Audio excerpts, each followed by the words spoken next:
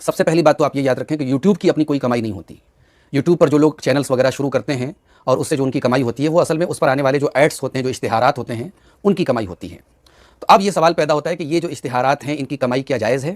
तो ये बात याद रखें कि इन इश्तिहारात से होने वाली कमाई जायज़ है कुछ कंडीशंस के साथ, कुछ शराइत के साथ, जिसमें सबसे पहली शर्त ये है कि आप जिस कंपनी के इश्तिहार के ज़रिए आपकी कमाई हो रही है, मिसाल के तौर पर यूट्यूब के ज़रिए आप कमा रहे हैं, तो यूट्यूब के साथ आपका जो इश्तराक हुआ हो, यूट्यूब के आप जो मेंबर बने हों, तो कोई फ़ीस दे करके ना बने हों।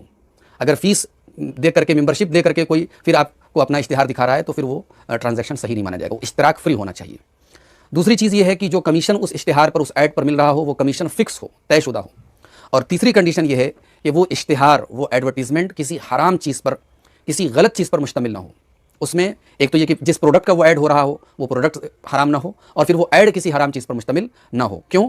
इसलिए कि अगर वो हराम चीज़ पर मुश्तमिल होगा तो वो ताआवुन अलल इस्म में शामिल हो जाएगा, गुनाह पर एक दूसरे की मदद करने में शामिल हो जाएगा। अल्लाह तबारक व तआला ने सूरतुल माइदा की आयत नंबर 2 में फरमाया, वला ताआवनु अलल बिर्रि वत्तक़वा वला ताआवनु अलल इस्मि वल उद्वान, कि नेकी और तक़वा के कामों में एक दूसरे की मदद करो और गुनाह और ज़्यादती के कामों में एक दूसरे की मदद मत करो।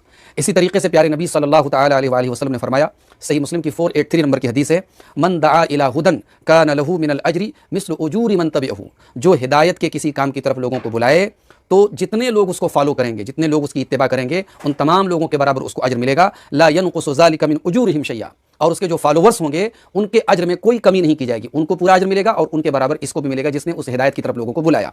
वमन दआ इला ज़लालतिन, और जिसने किसी गुमराही के काम की तरफ बुलाया, काना अलैहि मिनल इस्मि मिस्लु आसामि मन तबिअहू, तो उसके ऊपर उसका तो गुनाह होगा ही होगा, और उसके जितने फॉलोवर्स होंगे उस गुनाह के काम में, उसकी पैरवी करने वाले जितने लोग होंगे उन सब का गुनाह भी उसको मिलेगा। ला यनकुसु ज़ालिका मिन आसामिहिम शैया, उनके गुनाह में कोई कमी किए बगैर।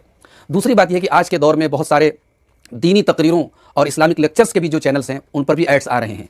अगर शरई नुक्ते नज़र से देखा जाए तो ये नामुनासिब बात है कि कुरान और सुन्नत के ऐड के दौरान किसी किस्म का ऐड आए, तो वो जो है कुरान और सुन्नत की तकरीर हो रही है, लेक्चर हो रहा है, उसके दौरान ऐड आ रहा है, तो एक किस्म का खलल भी, बीच में रुकावट भी पेश आ रही है। और फिर जो है मौजूदा वक्त में यूट्यूब के ऊपर जो एड्स आते हैं, आप उनकी कैटेगरी तो तय कर सकते हैं कि भाई वो हराम कैटेगरी के ना हो, लेकिन आप ऐड नहीं तय कर सकते कि ऐड किस टाइप के आएँ।